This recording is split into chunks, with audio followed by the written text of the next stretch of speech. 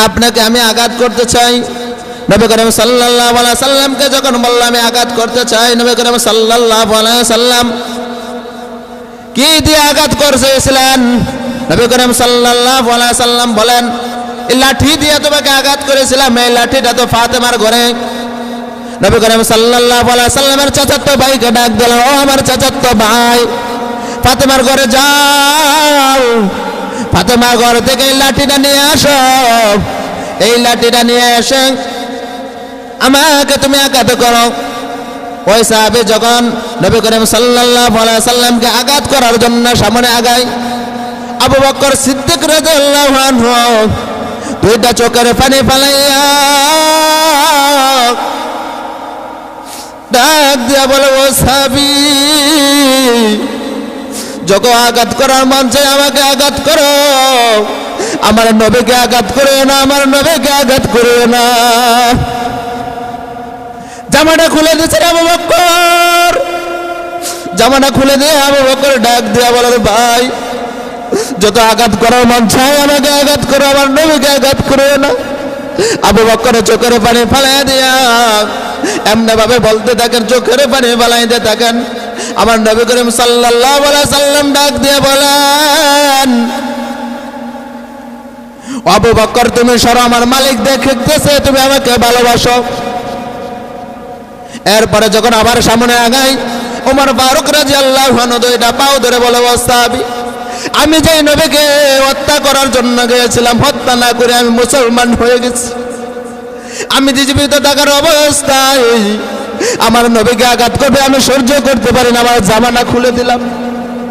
জামাটা খুলে দিয়া চোখের পানি বালাইয়া বলে, যুবক, আমাদেরকে একটা মজলিসের মধ্যে বসার মতো তৌফিক দান করেন, শুকরিয়া আদায় করি আলহামদুলিল্লাহ। এখানে আমরা বসে মনে করতেছি সাধারণ একটা মজলিসে বসেছি, এটা তো মনে করতেছি। আমার বয়ান শোনার সাথে সাথে মানুষ আসতে হবে, দেশে আসবেন, আফসোস করবেন, হুজুর তো বয়ান করে চলে গেছে, আমরা তো পাই নাই হুজুরে। আসতে হবে ইনশাআল্লাহ, আল্লাহ যদি তৌফিক দান করে।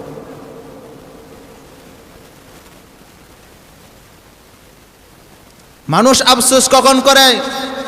মানুষ দুনিয়া থেকে বিদায় হয়ে গেলে তখন আফসোস করে। মানুষ থাকতে সেই মানুষের গুরুত্ব দাম দেয় না।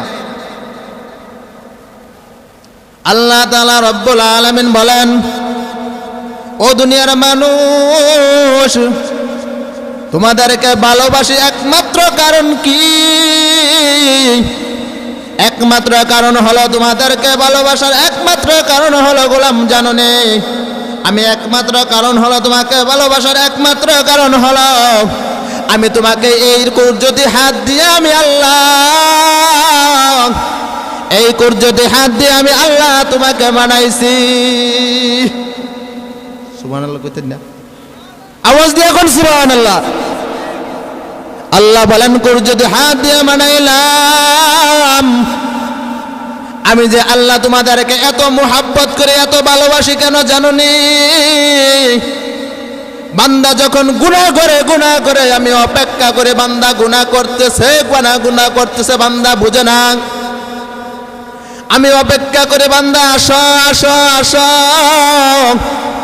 আমার জান্নাতের পথে আসো, আমি তোমাকে জান্নাত দেওয়ার জন্য প্রস্তুত। তারপরে আমরা জান্নাত নিতে পারি না, ব্যস্ত সময় নামাজে আসতে পারি না, মালিকের গোলামি করতে পারি না। কারণ কি? একমাত্র কারণ হলো দুনিয়া লোভ ঢুকে গেছে। ঠিক না বে ঠিক? জোরে বলেন ঠিক না বে ঠিক? ও গোলামের দল, চিন্তা করার দরকার যে মালিক আমাকে জবান দিল, কেমন দামি একটা জবান দিয়া দিল রে মালিক। অনেক জনের তো জবান আছে, জবান দিয়া কথা বের হয় না বুবা। কারণ কি? আমার মালিক আমাকে পছন্দ করেছে দেখে আজকে আপনাদের সামনে কথা বলতে পারতেছি। আমার মালিক আপনাদেরকে বসার মতো তৌফিক দান করেছে দেখে আজকে বসতেছেন। আমার মালিক বলে, এত সুন্দর একটা জবান দিলাম, এই জবান দ্বারা সুন্দর সুন্দর কথা বলো, এই জবান দ্বারা মিথ্যা কথাও বলে তুমি কি করো? ভালো কাজ কি করে নিতে পারো? মনে করো আমি এই জবান যে আমার মালিক দিল, এই জবানের নিয়ামত শুকরিয়া কত আদায় করেছি কিনা? একবার কে নিয়ামতের শুকরিয়া আদায় করছে? আমার মালিক বলে, বান্দা যদি পাহাড় পরিমাণ যদি গুনাহ করে ফেলো নাই, আসমান পরিমাণ যদি গুনাহ করে ফেলো রে বান্দা, আমার ছায়ার তলে আসো, আমি তোমাকে মাফ করে দেব। যদি চোখের পানি ফালাইতে পারো, আমি বান্দা তোমার জীবনের সমস্ত গুনাহ কথা মাফ করে দেব। মূসা পয়গম্বরের জামানার মধ্যে মূসা পয়গম্বর মালিককে ডাক দেয়া বলেন, ও মালিক,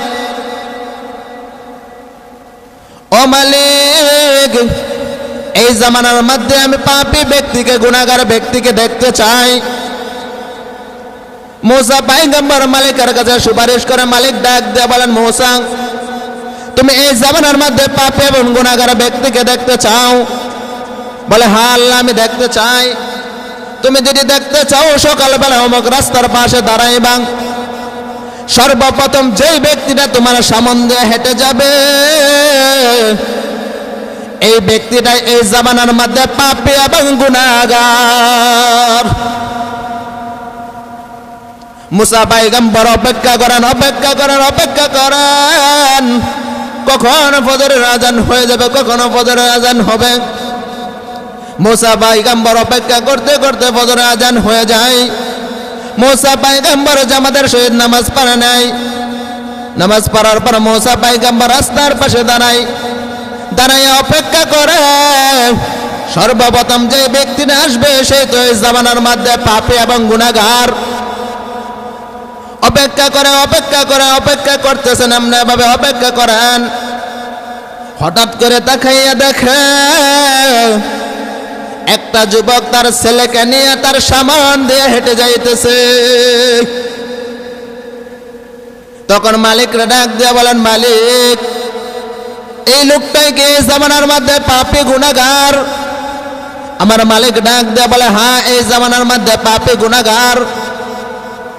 মূসা পয়গম্বর চোখের পানি ফেলাইয়া দেয়া মালিকরা ডাক দিয়া বলে, মালিক, এই জামানার মধ্যে পাপী ব্যক্তিকে দেখতে পারলাম, গুনাহগার ব্যক্তিকে দেখতে পারলাম। তখন মূসা পয়গম্বর চোখের পানি ফেলাইয়া ডাক দিয়া বলে, ও পাপী, কেন গুনাহ করলে, কেন গুনাহ করলে? এখন যদি তোমার মৃত্যু হয়ে যায়, তুমি তো জাহান্নামী হয়ে যাইবা। মূসা পয়গম্বর টেনশন করেন। মূসা পয়গম্বর এমনি ভাবে যখন টেনশন করেন, ওই ছেলেটা কি করলেন, বাবার হাতে ধরে আসতেছেন। যুবকের হাতে ধরে সামনে আগায়। ওই ছেলে তার বাবাকে ডাক দিয়ে বলেন, বাবাজি বলো, এই জামানার মধ্যে সবচেয়ে বড় জিনিস কি? সন্তান ডাক দিয়ে বলে, এই জামানার মধ্যে সবচেয়ে বড় জিনিস হলো পাহাড়। আবার ছেলে প্রশ্ন করে বাবাকে, বলো বাবা, বলো, এই জামানার মধ্যে পাহাড় থেকে বড় কি জিনিস হতে পারে? আবার ডাক দেয়া বলে, পাহাড় থেকে বড় হলো এই যে দেখা যায় একটা জঙ্গল, এই জঙ্গলটা হলো এই জামানার মধ্যে সবচেয়ে বড়। আবার সন্তান প্রশ্ন করে বাবাকে, বাবা বলো, এই জঙ্গল থেকে বড় কি? তখন বাবা ডাক দিয়ে বলে, এই জঙ্গল থেকে বড় হলো আমার মালিকের আসমান। তখন এমনি ভাবে প্রশ্ন করতে থাকেন। প্রশ্ন করা শেষ হওয়ার পর সন্তান বলেন, আবার বাবা বলো, এই জামানার মধ্যে সর্বপ্রথম বললা পাহাড়, পাহাড় পড়ার পরে তুমি বললা একটা জঙ্গল, জঙ্গল পড়ার পর বললা তুমি আকাশ। বলো বাবা, আকাশ থেকে বড় কি? বাবা দুইটা চোখের পানি পালাইয়া ডাক দিয়া বলে, সন্তান, এই জামানার সবচেয়ে বড় হলো তোমার বাবার গুনাহ। চোখের পানি পালাইয়া বলতে থাকে, ও বাবা শুনো, পাহাড় থেকে, জমিন থেকে, জঙ্গল থেকে সবচেয়ে বড় হলো তোমার বাবার গুনাহ। এমনি ভাবে বলতে থাকে, বলো বাবা, এই গুনাহ থেকে বড় কি? তখন বলে বাবা এই গুনাতে হলো তোমার মা যদি আমার গুনার খবর জানতো, তোমার মা আমার বাড়ি থেকে তাড়াইয়া দিত, তোমার দাদা যদি গুনার খবর জানতো বাড়ি থেকে তাড়াইয়া দিত, আমার গুনার খবর যদি সমাজের লোকেরা জানতো জুতার মালা দিয়ে আমাকে সমাজ থেকে বাইরে করে দিত। এই গুনাহ থেকে বড় হলো আমার আল্লাহর রহমত। আল্লাহু আকবার। এই আল্লাহর গুনাহ থেকে সবচেয়ে বড় হলো কি আমার আল্লাহর রহমত। আল্লাহর রহমত সবচেয়ে বড়। আমার আল্লাহ এই কথাটা যখন শুনে ফেললাম, আমার আল্লাহর কাছে এই কথাটা প্রিয় হয়ে গেলাম। আমার আল্লাহ মুসা পয়গম্বরের কাছে ডাক দেয়া বলে, মুসা পয়গম্বর পাপী ব্যক্তিকে দেখলাম, এই জামানার মধ্যে সবচেয়ে বড় আল্লাহর ওলি বুজুর্গ ব্যক্তিকে দেখতে চাও? বলে হ্যাঁ আমি দেখতে চাই। সকালবেলা যে রাস্তার পাশে দাঁড়াইছিল, আবার বিকালবেলা ওই রাস্তার পাশে দাঁড়াইবা, সর্বপ্রথম যে ব্যক্তি দিয়ে তোমার সামন দিয়ে হেঁটে যাবে ওই ব্যক্তিটাই এই জামানার মধ্যে সবচেয়ে বড় বুজুর্গ। মুসা পয়গম্বর বিকালবেলা আবার দাঁড়াইলেন। মুসা পয়গম্বর যখন বিকালবেলা দাঁড়াইলেন, দেখেন সকালবেলা যে লোকটা তার সামন দিয়ে হেঁটে গিয়েছিলেন সন্তানকে নিয়ে, বিকালবেলা আবার দেখে ওই লোকটাই তার সামন দিয়ে হেঁটে যায়। বলেন না সুবহানাল্লাহ, আওয়াজ দিয়ে বলেন সুবহানাল্লাহ। সকালবেলা কত গুনাহগার ব্যক্তি ছিল, গুনাহগার ছিল, বিকালবেলা কেন